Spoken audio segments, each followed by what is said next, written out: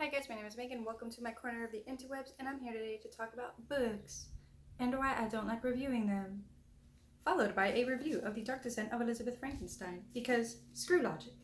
So I read The Dark Descent of Elizabeth Frankenstein by Kirsten White, back to back with an edition of Frankenstein by Mary Shelley for the 200th anniversary. And I had a very concise review. My books were annotated. I took notes. I had a synopsis. I recorded it. And it was quite possibly the biggest piece of hot garbage on the internet. And I never want to have an embarrassing moment like that again. So I deleted it, or pretending it never happened. I'm just going to sit here, never do a book review again in the traditional sense. And I'm just going to talk to you about this book.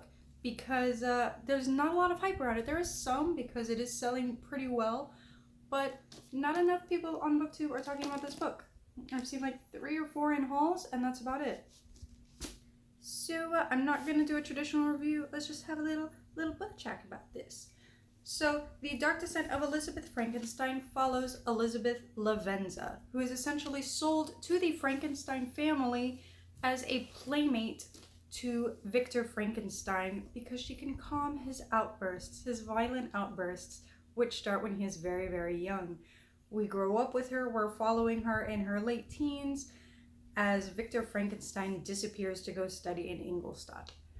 Elizabeth Frankenstein finds out that she might be losing her place in the Frankenstein household as she is draining their funds, so she needs to go find Victor Frankenstein, who hasn't written to her in months, and secure her place in this household, make him marry her so she does not become destitute. So she goes off on this journey to track down Frankenstein. Now this is where I appreciate that I read Frankenstein and The Dark Descent back to back. You really see Kirsten White intertwine her story of Elizabeth with Victor Frankenstein's story. You see Elizabeth manipulate her way in ways we didn't see in Frankenstein at all. She was essentially a non-existent entity, but we see her manipulating professors, we see her tracking down Victor's laboratory, we see him bringing him back to Geneva, we see her discovering possibly Frankenstein, the images of Frankenstein's monster. And we really see the stories intermingle, especially when you reach the halfway point of the book.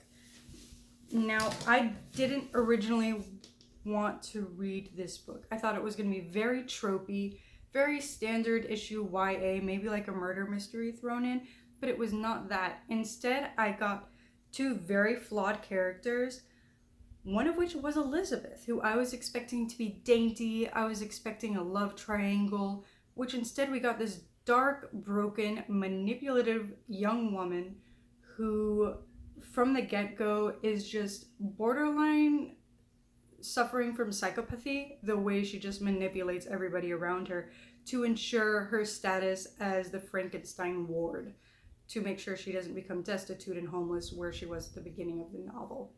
I really do appreciate the imaginative way that Kirsten White gave us a whole new perspective on Victor also. We kind of just saw him as this mad, intelligent scientist in Frankenstein, but in this novel, he is a psychopath.